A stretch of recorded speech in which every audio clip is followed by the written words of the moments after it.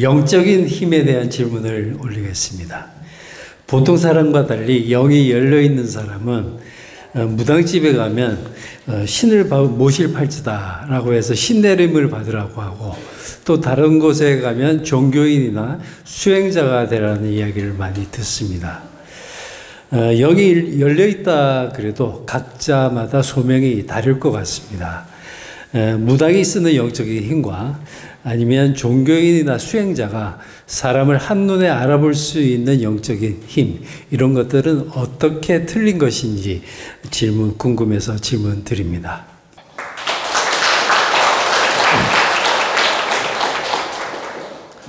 답부터 먼저 말씀드리면, 무속인이나 이렇게 무당, 이런 무속인들은 바로 조상신이든 어떤 장군신이든 이런 신의 도움을 받아서 몸으로 빙의가 되어서 그 신으로 점치는 에너지를 가진 분들이고, 오랜 세월 동안 산에서 수행을 하거나 이렇게 참 마음 공부를 하거나 참선을 해가지고 나름대로 영이 맑아지고 깨달음을 얻은 분들은 염력 에너지가 좋아진 겁니다. 이 염력 에너지가 좋아지게 되면 내 영대가 맑아지면서, 보세요, 내 영대가 맑아지면서 상대를 내 영대에 딱 비추는 거예요. 내 마음 거울에 딱 비추면 상대가 투명하게 투영되면서 보이는 것입니다. 그러니까 내가 수행을 해가지고 맑은 마음, 맑은 영혼, 맑은 영대를 갖게 되면 굳이 관상 공부하지 않아도 상대가 내 거울에 비추어지면서 그 기륭화복이 느껴진다는 뜻입니다. 그래서 돌을 많이 닦은 스님이라든가 산에서 신선처럼 공부를 많이 한 분들은 그냥 굳이 명리학 관상 공부 안 해도 어떤 사람을 딱 보는 순간 내 영대에 투영이 되는 거예요. 그래가지고 그대로 기륭화복이 느껴지고 보이는 것입니다. 우리가 명리학만 공부해서는 그 기본적인 건 알 수 있지만 깊이를 알 수가 없어요. 그래서 명리학을 공부하더라도 자기 영대를 맑게 하는 수련이 필요한 것입니다. 그래야만이 딱 보면 그 깊이가 확 느껴집니다. 그래, 깊이가 확 느껴진다는 얘기는 저 사람 숟가락이 몇 개다, 이게 느껴지는 게 아니고 그 사람 에너지 질량이 바로 느껴지면서 기륭화복도 함께 느껴진다라는 겁니다. 그래서 근본적으로 좀 다릅니다.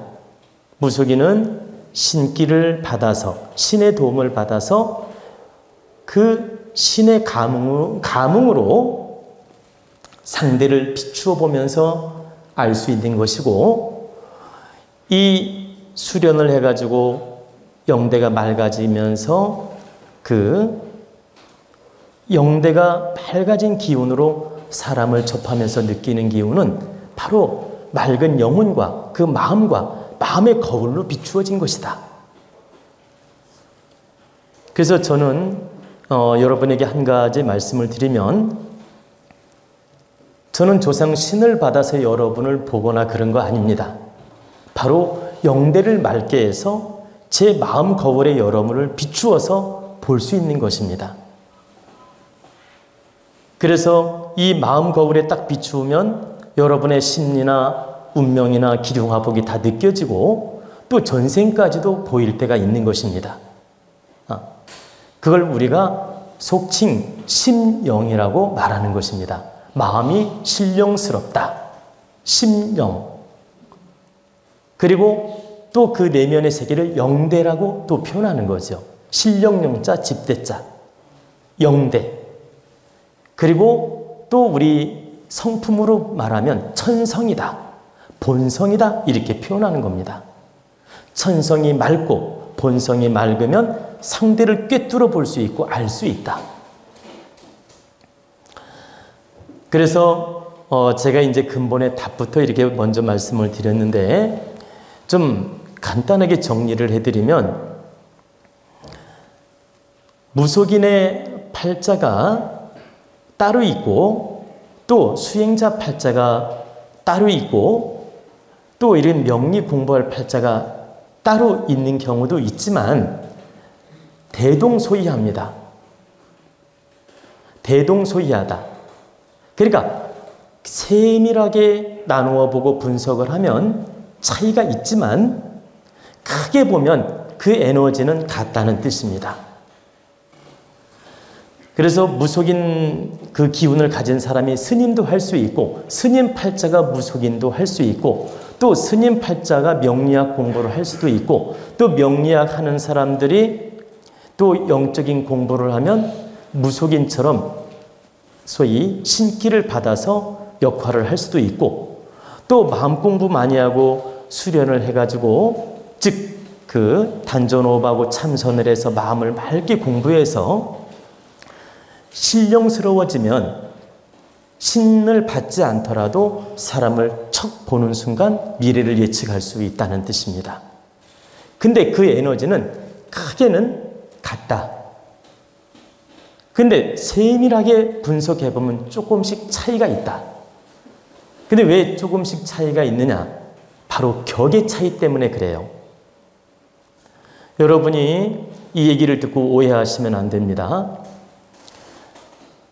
큰 도인의 팔자 기운은 수행자 팔자지만 기운이 더 맑고 오행 구조가 격을 갖추었어요. 큰 도인의 팔자는. 그리고 그것보다 한 단계 낮으면 사주 오행 구비는 어느 정도 갖추었지만 질량이 조금 낮다. 그리고 무속인 팔자는 이 수행자, 명리학자, 스님 팔자보다 한 단계 더 낮습니다. 격이 더 탁하거나 격조를 이루지 못하였거나 에너지 질량이 낮다. 크게 보면 다 한마디로 센 팔자이고 고도감 팔자이고 수행자 팔자는 같은데 질량 차이가 있다는 뜻입니다. 하나만 더 예를 들어볼까요? 여러분 검사, 판사 격하고 경찰관하고 격이 똑같습니까? 틀리죠? 그러나 경찰 팔자나 검사 팔자나 도찐 개찐입니다. 크게 보면. 근데 격의 차이가 있는 거예요. 그러면 검사보다도 판사 격이 더 높습니다. 그 다음에 검사, 그 다음에 변호사 격으로 나오는 것입니다. 자, 판사, 검사, 변호사 이렇게 격이 구분이 되고 그 다음에 경찰관. 경찰도 서장급 이상이면 검사급으로 에너지가 분류가 됩니다. 서장급 이상이면 경무관이라든가 경감이라든가 이런 거 있죠. 경감, 경무관. 그리고 이제 이렇게 그러면 그 경감, 경무관 그 무궁화가 더 큰 무궁화를 말하는 겁니다. 근데 이제 이렇게 경무관 정도가 되면 바로 판사급, 검사급 이 정도 격이 되는 거죠. 그리고 의사도 마찬가지예요. 우리가 의사하고 간호사하고 격이 다릅니까? 같습니까? 그럼 간호사 팔자가 의사를 할 수도 있고 의사 팔자가 간호사 할 수 있습니다. 그런데 어떤 차이냐? 의사 격이 더 높은 겁니다. 간호사보다. 또 조무사보다 간호사 격이 더 높고 그리고 물리치료사나 조무사는 격이 비슷하고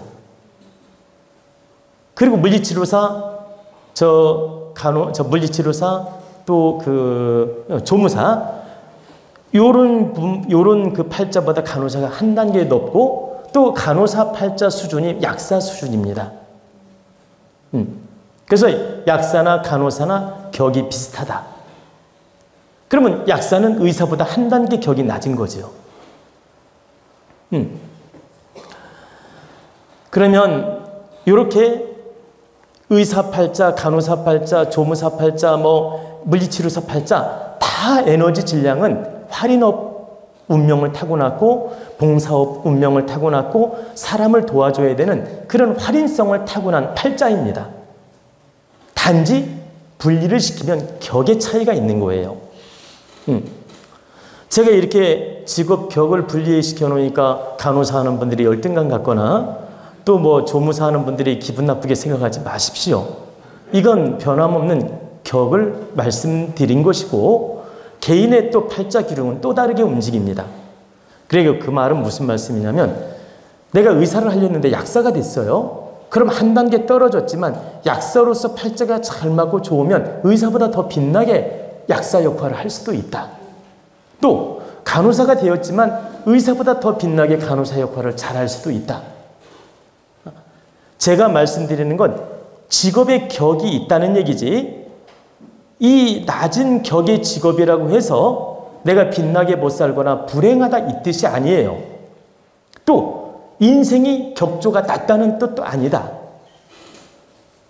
약사를 하면서도 의사보다 더 빛나게 격이 있게 살 수도 있다는 것이 빛나게 살 수 있다는 뜻입니다. 가령 또 하나 예를 들어 보겠습니다.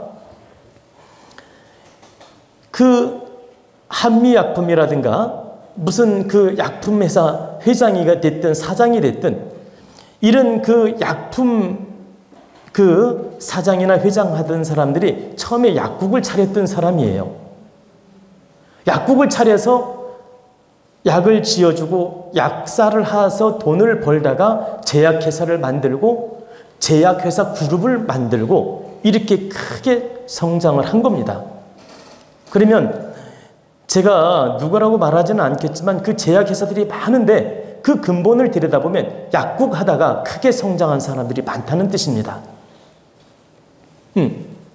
또 간호사를 하다가 이 사람은 질량이 좋다 보니까 병원을 차린 거예요. 의사를 두고. 자기가 원래는 간호사였는데 의사를 섭외해가지고 병원을 차려서 병원 원장이 되는 경우도 있습니다. 그리고 설령 조무사를 하다가도 내가 질량이 좋고 운영 질량이 좋아져서 보세요. 능력이 되어서 간호사, 조무사를 더 많이 두어서 소위 그 건강관리센터를 만드는 사람도 있다는 뜻입니다. 제가 이제 이 말씀을 드리는 이유는 직업의 격은 분명히 있다. 높고 낮음의 격은 있다는 뜻이에요. 높고 낮음의 격은 있는데 낮은 격의 직업을 가졌다고 해서 꼭 수준이 낮게 살으라는 법이 있는 건 아니다. 그 분야에서도 내가 질량을 갖추어서 바르게 노력한다면 설령 낮은 격의 직업일지라도 더 빛나는 인생을 살 수 있다. 그래서 처음에 순경으로 입문했는데 경찰서장도 되고 그 큰 별이라 그러죠. 큰 무궁화를 다는 사람도 있지 않습니까? 그리고 경찰대학을 나오고 이게 따놓은 당상처럼 경찰대학을 나와서 그 우리가 그 작은 무궁화 하나를 달지 않습니까? 그래도 결국 서장도 못 되고 제대하는 사람도 있다라는 겁니다. 그리고 또한 명리학 공부를 해서 수준 있게 능력을 갖추었는데도 무속인보다 풀어먹지도 못하고 별 볼 일 없이 골방에서 앉아있는 사람도 있고 무속인이 격은 낮지만 더 멋지게 풀어먹어가지고 유명한 무속인이 되는 경우도 있지 않습니까? 그러니까 제가 말씀드리는 것은 두 가지로 이해를 하라는 뜻이에요. 근본의 직업 격은 있다. 그러나 내가 낮은 직업의 격이라도 바르게 빛나게 잘 쓴다면 오히려 높은 격보다도 더 잘 쓸 수도 있는 것이다. 농사를 지어도 갑부 농사꾼이 있고 겨우 밥 먹을 정도의 농사꾼도 있잖아요. 몇만 석 농사를 지어서 갑부 농사꾼이 있지 않습니까? 이런 것처럼 격이 낮다고 해서 팔자가 나쁘다 이런 의미는 아닙니다. 그러나 직업의 수준 격은 분명히 차이가 있다. 제가 이제 왜 이 그 무속인 그 도인 얘기에다가 여기까지 왔느냐면 무속인이나 수행자나 스님이나 크게 보면 다 수행자의 운명을 타고났다. 그리고 격의 차이는 약간씩 있을 뿐이다. 근데 쓰기에 따라 낮은 격이라도 더 빛나게 쓸 수 있고 높은 격이라도 낮게 인생을 살 수 있다.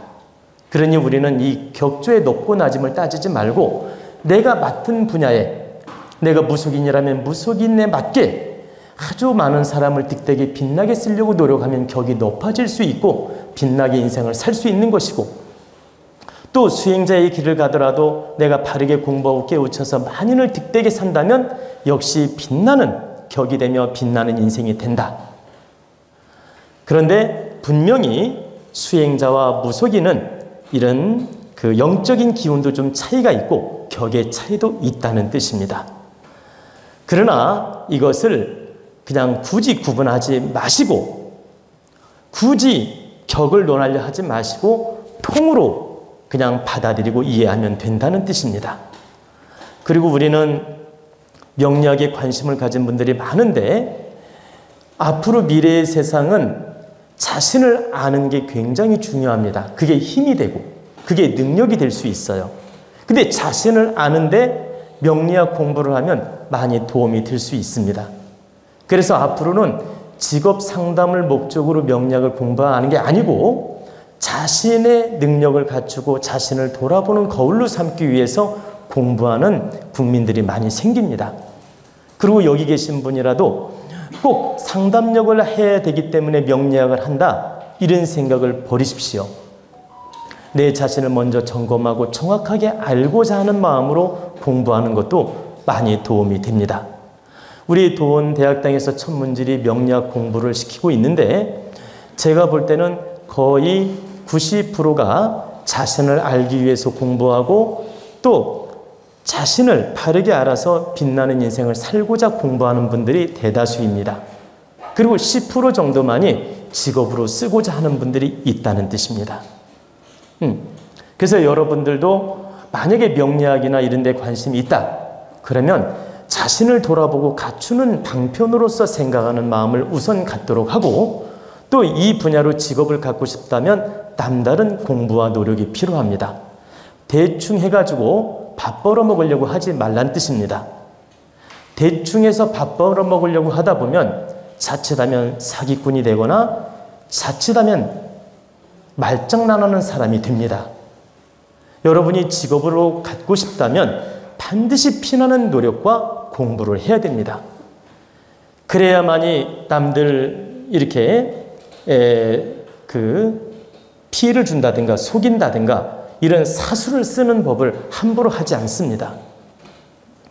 무슨 말씀이냐면 방편을 써주더라도 바르게 써줄 수 있고 기도를 해주더라도 바르게 할 수 있고 상담을 해주더라도 바르게 할 수 있다는 뜻입니다. 그래서 여러분들이 혹시라도 직업으로 무속의 길을 간다든가 명리학의 길을 간다, 상담자의 길을 간다, 이렇게 마음을 먹었다면 피나는 노력으로서 실력을 갖추라는 뜻입니다. 그래야 업을 짓지 않을 수 있으며 그래야 빛나는 인생이 될 수 있다는 뜻입니다.